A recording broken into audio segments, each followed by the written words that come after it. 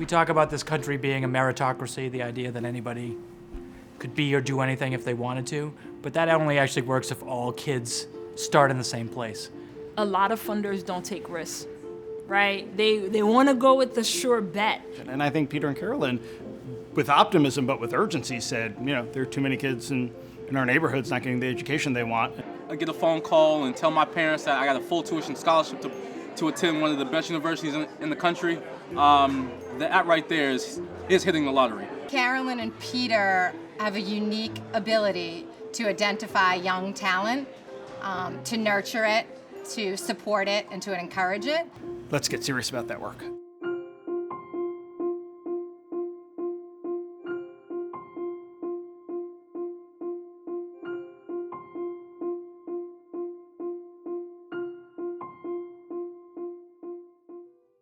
Our particular style is to take someone who is who's just beginning. We've been what we call venture capital investing. We've invested in a lot of startups, a lot of early phases. It's always the first few years. No one knows who you are. You don't have a track record. You don't have a network. Those years are very, very tough. I mean, Peter was an investing pioneer, and Carolyn and Peter together have been philanthropic pioneers. So they're kind of coaches and side-by-side partners. They're not the kinds of funders who either give you the money and say, good luck, or the kinds of funders who say, we want to be here for every single part of the process. The best way for me to learn more is to leave the office, to get out of my office, to get off the phone, and to go out and visit the different organizations. I want to see with my own eyes what they're doing. I want to hear the sounds. I want to meet the people that they're working with. I want to get not only the information in the pamphlets, but I want to get a gut feeling. The first 10 or 12 years was kind of ad hoc and not very well done. We did it by ourselves, and I had a shelf downstairs, and I would just put things on piles when they came in, and these piles would get really high, and it was confusing and messy. As we were lucky enough to acquire more assets and we were doing more giving, we started getting more organized. And we were lucky enough to find Katie Everett. Carolyn and Peter hired me when I was 23 years old and gave me every opportunity to learn and grow, to walk, crawl, stumble, and fall over and over and over again. They've inspired me to never quit, to not be afraid to fail, and to continue to learn and grow. Katie is absolutely invaluable. She has brought a level of organization and professionalism to the whole process. It's made Carolyn much more effective to have an executive director. We've got better follow-up, better information, better flow of ideas. It's been a spectacular plus. What they've done that's different is they've taken bets, but they've taken really strategic bets on organizations that need the initial support to do phenomenal work. They put up a big grant not only to support us, but to be a signal to the community, to their friends and to peers to say, this is an important organization, they have some value to add here, let's make this happen. We generally back groups in their starting form. Usually, in baseball analogy, it might be they're drawing the lineup. We don't go in the first inning, it's the second inning. You want to be there to the third or fourth inning. So at multiple stages of our organization's growth, I feel like they took a fly on young entrepreneurs and said, let's see if we can seed your work. And then you do some more work on, you say, they're ready to go, or maybe it's too early, but now is the time to back it. And so if you look at a lot of things, you're going to find out of 50, 60 causes, maybe 5 or 6 spectacular ones. It's able not just to use money, but to use influence and commitment, to use its voice, to bring in other people, to surround problems. Teach for America was scaled here in part because of the Lynch Foundation. And then they put a lot of time and energy and support and love into doing that, and within a year, we opened up shop with 50 teachers. Flash forward nearly 5 years, we have nearly 200 teachers. They're reaching 12,000 kids a day. They've done it with Wendy Kopp for Teach for America. They've done it with Paul Farmer, with Partners in Health. They're doing it right now with John Feynman at Inner City Weightlifting. There's this certain perception that our students don't care, and because they don't care, it's really easy to write them off. But the truth of the matter is that they couldn't care more. It's why they turned to the streets in the first place. So what they lack is not them caring, what they lack is hope. And that's what the Lynch Foundation did for us, is that they believed in us. They gave us that chance to work with this population that was incredibly underserved and create this community that not only allowed them to see the world in a different way, but allowed the world to see them in a very different way as well. I think it's an extraordinary thing. We've seen the impact Partners in Health have had. It's a global health movement. Teach for America is a education reform movement that has impacted kids all over the country. And I think John Feynman's work with former gang members in the city of Boston can get replicated all over this country and have the same impact. So when I think about Peter, I think about the way I approach my work at the Lynch Leadership Academy, and that's about really embedding myself in the work. In the stock market, some of my best ideas, I said if 100 people had seen these ideas, 99 of them would have bought them. They're very simple. So if you look at 50 things, probably 48 are fairly priced and 1 or 2 are very attractive. I found the same thing with charities. The more things you look at, occasionally you're going to find something that's a wow. And don't just throw money at stuff. Think strategically, think carefully about what works and how you can use not just your money, but your influence. What I used to call in stock market are 10 baggers, or even 100 baggers, where you make 100 times your money or make a dramatic change in the world or the neighborhood or potential for that. So Peter might be the research arm and the person that thinks about the pragmatic way of approaching the work, and Carolyn can really inspire someone to be a visionary.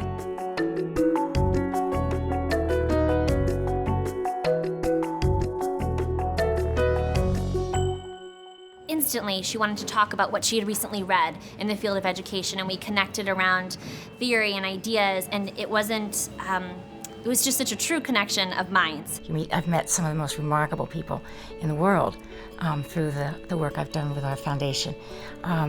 You get a chance to hear people's dreams and people's hopes, and that's inspiring. They've been quoted as saying they've won the lottery and they want to give back to all children.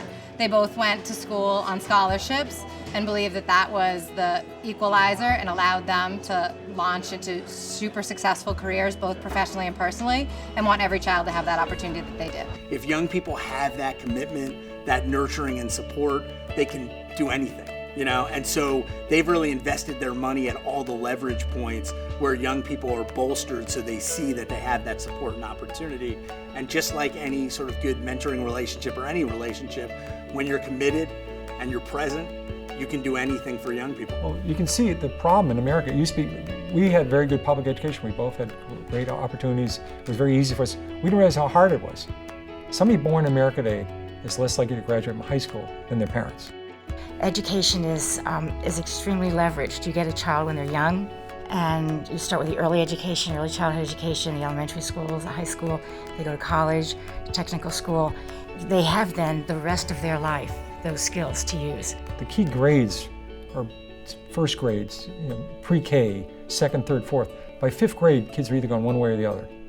You got to really get it early. As far as I can tell, the Lynches have always made the decisions to give where the leverage was highest, it was most in line with their values, and the performance was greatest, but never where the light shone the brightest. So Peter's come to our school a couple of times. He feels like he should be there, like he feels very comfortable with children. He connected in a really loving and humbling and fathering way with the children, but then he really pushed me to think about the advancement of the school and what we can do next. We're able to have some amazing outcomes. Kids that, come from poverty, kids that are learning English as their second language, kids that have special needs, all have benefited from the generosity of the Lynches.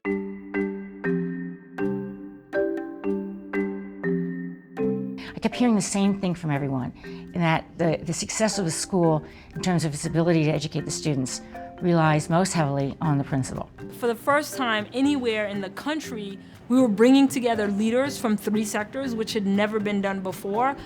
But not only were we bringing them together, we were giving them the opportunity to work on education and to work on business skills. Peter and I talked about the situation for principals. Also, at that time, I shared with him my personal experience with my father's principalship. And I remember when I was in 6th grade, he was a teacher, he was a biology teacher, and when I was in 7th grade, he was a principal and he was running a whole school. And I watched him go to school and take classes in business. I had a real personal feeling for what it's like to become a principal. And so I decided that it would be a good thing if we could help these people. The educational efforts in training principals and in improving the curriculum and instruction efforts at schools, all scaling because of the Lynch Foundation. I would like to see the program replicated across the country. I think it's an important thing. I think it's very needed. And I'd like to see a program like this in every major city.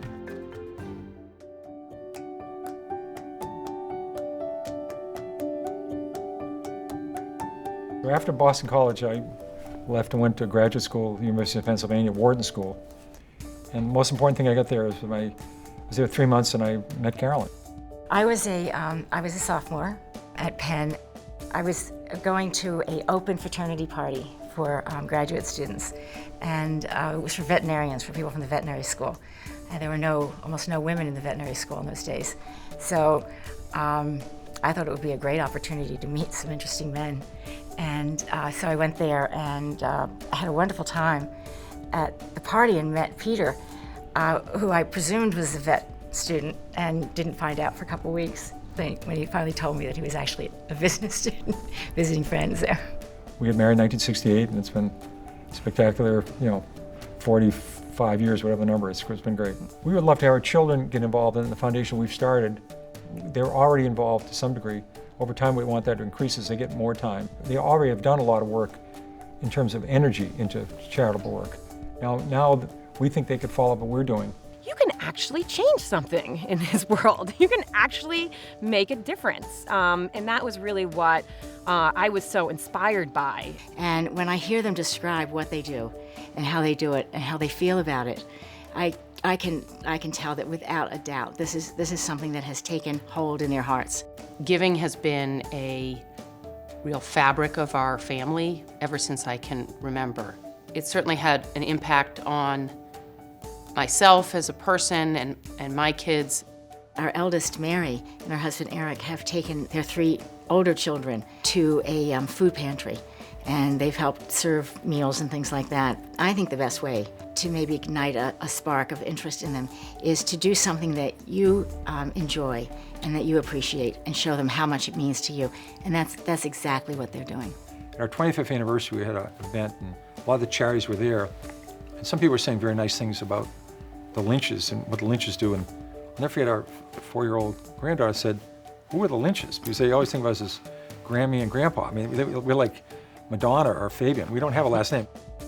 We think of my mother and father and the commitment they made to this 25 years ago when they were really busy young parents. This was something that they really wanted to do. Seeing that example of that commitment is something that you just carry with you. Now that I'm a mother, it's so fascinating because I feel like I have this need to instill this. I was so lucky to learn from my parents, and I think it's going to be one of the greatest gifts I give my son. Having Charlotte, I realized how much love and time you give to your children, and that I was so lucky and thankful for the love and the opportunities they let me have.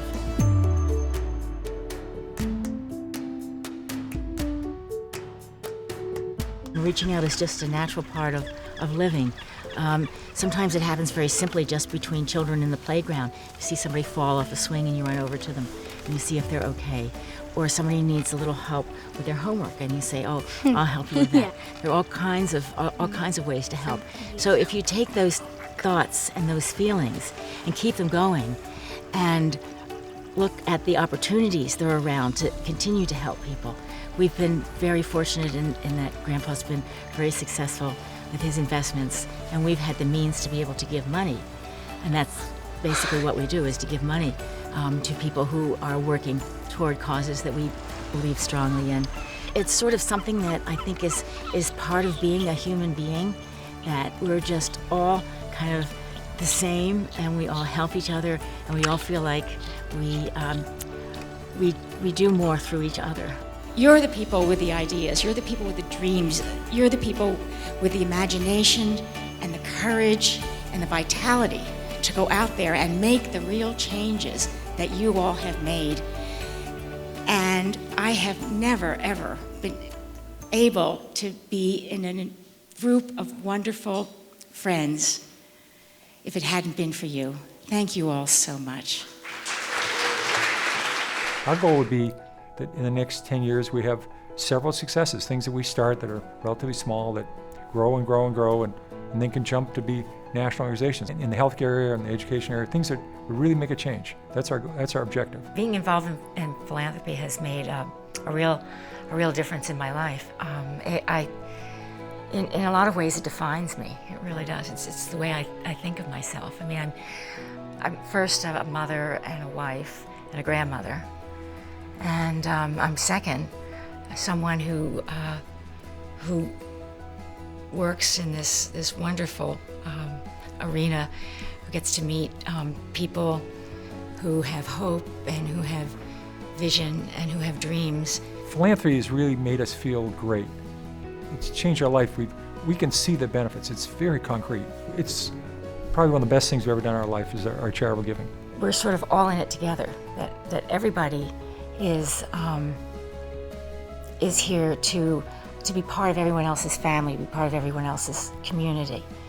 And just like you'd want to help, your sister or your child, that reach for me expands globally. It really does. It's really a feeling of kinship. I wish they had a line of sight into the day-to-day impact that their philanthropy has. I imagine they don't get to see or feel as much as they deserve to take credit for. It's not an investment in just physical equipment or technology or physical space. It's an investment in people, and I really feel lucky to be a part of that. A lot of folks kind of think about how am I going to make a splash with my philanthropy, and then there's these quiet people who are the lifeblood of organizations. And so I don't think we could dare greatly. I don't think we could sort of do game-changing things if it weren't for supporters, like the Lynches who are rare. I want to thank them on behalf of all of the kids who attend KIPP, who had a TFA teacher, who had a Lynch Leadership Academy principal really change their life trajectories. You can't take that back. You can't sign a check to that, right? But what you can do is you can really help kids to dream and to aspire to do bigger things, and you can put some systems in place to ensure that every student has an opportunity to an excellent education. So on behalf of all the kids we serve, I'd like to say thank you. It's never about them. It's about the children they're trying to help. It's about the communities they're trying to serve. It's never about them. And that's what's so inspiring.